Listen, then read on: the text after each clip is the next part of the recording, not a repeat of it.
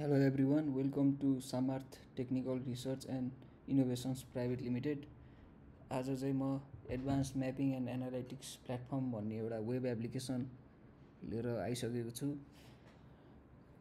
यो एप्लिकेसनमा चाहिँ कस्तो हुन्छ भन्दाखेरि एउटा म्यापमा डिफ्रेन्ट टाइपको सेप्सहरू ड्र गरेर त्यसको एरिया, ल्याटिट्युड, लङ्गिट्युड जस्तो इन्फर्मेसनहरू चाहिँ निकाल्न सकिन्छ हैन। अब चाहिँ सिधै एप्लिकेसनतिर लागौँ। सुरुमा त साइन इन हानौँ। साइन इनमा थिचेपछि यस्तो इन्टरफेस खुल्छ अनि साइन इन विथ गुगल हानौँ। अनि चाहिँ अब यो एप्लिकेसनको मेन कोर फङ्सनालिटीतिर लागिहालौँ हैन। यहाँ चाहिँ सुरुमा एउटा लाइभ पोजिसन भन्ने बटन छ।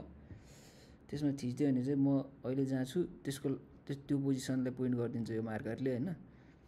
अनि यो म्यापमा चाहिँ हामीले डिफ्रेन्ट तरिकाको सेप्सहरू ड्र गर्न मिल्छ कि जस्तै एउटा सर्कल ड्र गरिदिउँ हैन। सर्कल ड्र गरिदिउँ, यसको छेउमा हेर्न सक्नुहुन्छ यो रेडियस भनेर 591 समथिङ 600 मिटर भनेर दियो। अनि मैले चाहिँ माउसलाई छोड्दिएँ अनि यस्तो सेप बन्यो हैन। अनि यस्तो यसले चाहिँ इन्फर्मेसनहरू दिएको जस्तै रेडियस चाहिँ यति भयो अनि सेन्टरको ल्याटिट्युड लङ्गिट्युड चाहिँ यति भयो भनेर दियो। अब जस्तै त्यसै गरी हामीले चाहिँ अब अर्को सेप रेक्ट्याङ्गल पनि बनाउन सकियो। यसको चाहिँ राइट साइडमा एरिया हेर्न सक्नुहुन्छ 170.89 एचए भनेर दिएको छ। हल्का ठुलो बनाइदिउँ हैन। अनि 1 एचए भनेको चाहिँ 10,000 मिटर स्क्वायर हो। अनि यसले पनि एरिया र ल्याटिट्युड लङ्गिट्युड जस्तो इन्फर्मेसनहरू दियो साउथ वेस्टको र नर्थ इस्टको। अनि एरिया चाहिँ यति भइहाल्यो हैन। त्यसै गरी हामीले यहाँ पोलिगन पनि ड्र गर्न सकिन्छ। पोलिगनको चाहिँ भर्टेक्स फिक्स हुन्न, जति नि बनाउन सकियो। अनि यसको एरिया, ल्याटिट्युड, लङ्गिट्युड यो पोइन्टहरूको हैन। अनि अर्को चाहिँ लाइन छ हैन। लाइनको चाहिँ एउटा सुरुको पोइन्ट लियो अनि त्यसबाट चाहिँ डिस्टेन्सहरू हेर्न सकिन्छ यहाँ राइट साइडमा। अनि यसरी यहाँ लाइन बनाउन सकियो। यसले पनि इन्फर्मेसनहरू दिने भयो। अनि हाम्रो अर्को भनेको चाहिँ यहाँ माथि चाहिँ म्यापको टाइप्सहरू छ हैन। एउटा चाहिँ यो भनेको चाहिँ डिफल्ट भइहाल्यो के अरे। ह्युम्यानिटेरियन म्याप भनेको चाहिँ यस्तो देखिन्छ। अनि टोपोग्राफिक म्याप चाहिँ यस्तो हुन्छ हैन। अनि हाम्रो स्याटेलाइट भ्यू पनि छ। अनि मेरो अहिलेको पोजिसनको स्याटेलाइट भ्यू चाहिँ यस्तो देखिन्छ हैन। यहाँ पोखरा इन्टरनेसनल एयरपोर्ट हेर्न सक्नुहुन्छ। अनि अब हामी चाहिँ बटम राइटमा चाहिँ हाम्रो दुईटा इनपुट बक्स छ, ल्याटिट्युड र लङ्गिट्युड। अनि यसले चाहिँ कोअर्डिनेटहरू लिन्छ। जस्तै हामीले यहाँ ल्याटिट्युड र लङ्गिट्युड हान्न सकियो कि 50 हानेर गो टु कोअर्डिनेट्स गरिदियो भने हामी यहाँ कता पुग्यौँ हैन। यो लोकेसन चाहिँ जो 50,50 ल्याटिट्युड लङ्गिट्युडमा पर्छ कि त्यो भयो हैन। अनि अर्को फङ्सनालिटी भनेको चाहिँ हाम्रो यो मार्करवाला फङ्सनालिटी छ हैन। अब जस्तै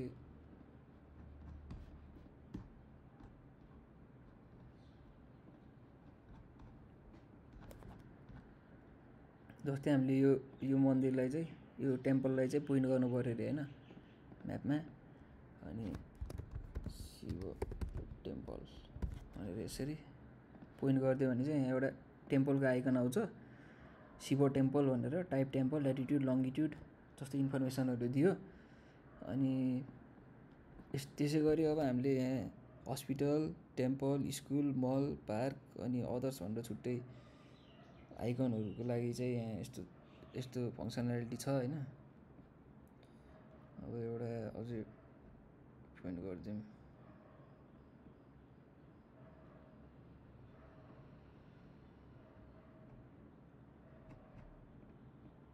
यहाँ हिमालय आई हस्पिटल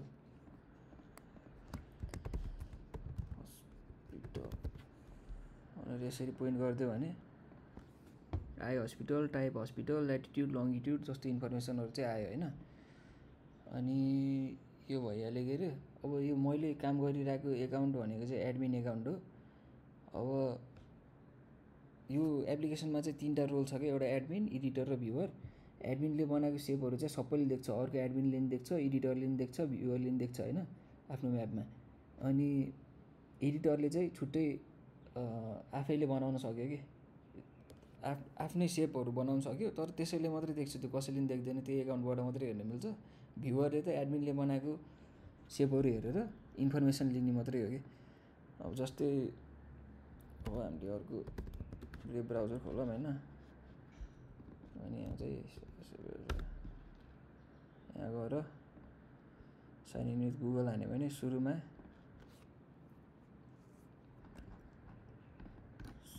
चाहिँ यो नयाँ एकाउन्ट साइनअप भयो होइन। अनि त्यसपछि चाहिँ यो चाहिँ सुरुमा जसले साइनअप गरे पनि भ्युवर नै हुन्छ। अनि त्यसपछि यहाँ अहिले एडमिनले बनाएको सेपहरू चाहिँ आइसक्यो होइन। अनि एडमिनले बनाएको है हस्पिटल, अनि आई हस्पिटल, अनि शिव टेम्पल, यस्तो यस्तो यो पोइन्टहरू चाहिँ आयो। अब भ्युवर मोड छ, यसले केही पनि गर्न मिल्दैन कि यहाँ। अब चाहिँ हामी एडमिन ड्यासबोर्डमा जाऊँ, अनि यसलाई चाहिँ एडिटर बनाइदिउँ होइन।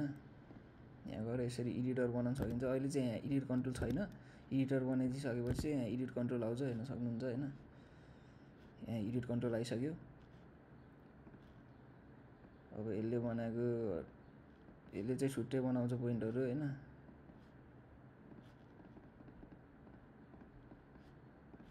यसरी लाइन बनाउन सकियो। इन्फर्मेसन यो चाहिँ यसैले मात्रै देख्छ कि कसैले पनि देख्दैन होइन। अनि त्यसपछि चाहिँ अरू फङ्सनालिटी त त्यही भइहाल्यो यसको नि। अब एक्चुअली एडमिन ड्यासबोर्डमा जाऊँ।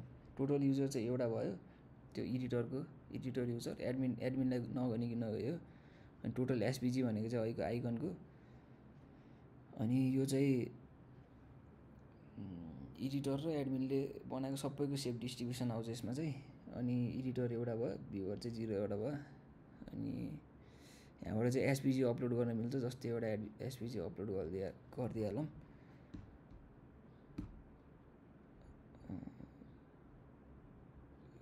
एयरपोर्ट एसभिजी भनेर अपलोड गरिदिउँ। अपलोड भइसक्यो होइन। अब यहाँ गएर यहाँ एयरपोर्ट एसभिजी आइसक्यो कि यहाँ होइन। अनि चाहिँ यहाँ पोखरा इन्टरनेसनल एयरपोर्ट PIA भनेर चाहिँ एड हान्न सक्यो। अनि यो पनि आयो होइन। अब यता रिफ्रेस हान्दियो भने यता नै आइसक्यो एडमिन एकाउन्टबाट बनाएको भएर। अनि त्यसपछि अरू के छ भन्दा एडमिन ड्यासबोर्डमा भ्युअल युजर्समा गएर यो युजरमा थिच्दियो भने यसको इन्फर्मेसनहरू आयो कि। एउटा रेक्ट्याङ्गल बनाए, एउटा सर्कल बनाए, एउटा पोलिगन बनाए, एउटा पोलिलाइन बनाए भनेर भयो। अनि यहाँ चाहिँ त्यो सेपहरूको इन्फर्मेसन। अनि यहाँबाट भ्यू भन्ने बटन छ, यहाँ क्लिक हानिदियो भने चाहिँ यसले एक्ज्याक्ट देखाउँछ क्या कहाँनिर त्यो युजरले बनाएको भनेर। अनि इन्फर्मेसनहरू पनि हेर्न सकियो। अनि यहाँबाट डिलिट पनि गर्न सकियो। डिलिट गरिदिउँ। अनि रेक्ट्याङ्गल 0 भइसकेको छ, हेर्न सक्नुहुन्छ होइन। अनि त्यो लगभग